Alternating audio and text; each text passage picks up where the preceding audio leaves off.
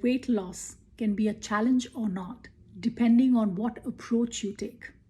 It's not only what we eat or how much we eat, or whether we exercise or not, that determines our ideal weight. Our emotions and beliefs play a major role in our weight management journey. Diets don't work. 98% of all diets fail, and there are two main reasons for this. One of the most significant is that every time you diet and restrict your calorie intake, this action can cause a major decrease in your metabolism. This is known as your resting metabolic rate, which decreases because your body believes you're being starved and decides to conserve energy as a result. When you come off the diet and consume more calories, your body stores fat because it believes you may starve again in the future. The more excess fat you store, the slower your metabolic rate becomes, until it becomes increasingly hard to eat normally without regaining the weight. By dieting, you're essentially encouraging your body to store fat. Another reason diets fail so badly is that they create an abnormal relationship with food. Put simply, when you can't have something, you want even more.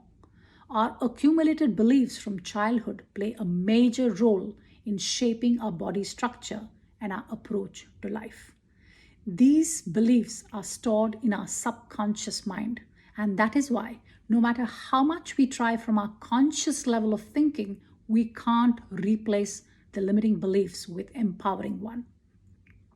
In my own journey of learning, I have been able to formally acquire tools like NLP, hypnotherapy, RTT, and other coaching tools, which when applied on the client, delivers a long-lasting desired solution. This happens because these tools work at the subconscious level and help the client in reframing their beliefs for a better life ahead. A client came to me recently who wanted to lose weight. She had tried all kinds of diets and exercise regime. She knew what to do, but could never understand why she can't achieve her weight goals. She came for a session, and when she was regressed, 3 scenes came up. One where she was a 9-month-old in a daycare. She was very hungry. She cried and cried, but the caregiver was doing her own thing and didn't feed her. She was in a cot with bars, and she couldn't get to the food. She kept crying louder and louder, and no one heard her. She felt helpless and alone and formed a belief that if I was big, I could get to the food myself. In the next scene, she was 6-year-old on a dinner table. It was a Sunday chicken special day, and everyone got a good share of it, while she was given what was left in the end. She felt insignificant, unloved, and unwanted. She formed a belief that if I was bigger, I could fight and take my share. And in the third scene, she was 12-year-old in a garden shed with 2 other classmates. One of them locked the door and said he wouldn't open the door unless she kissed him. She felt betrayed, weak, hurt, vulnerable, and humiliated. She was there for 3 hours and the boys were big and she couldn't fight them. Here comes the belief again. If I was big, I could fight them and save myself of this humiliation.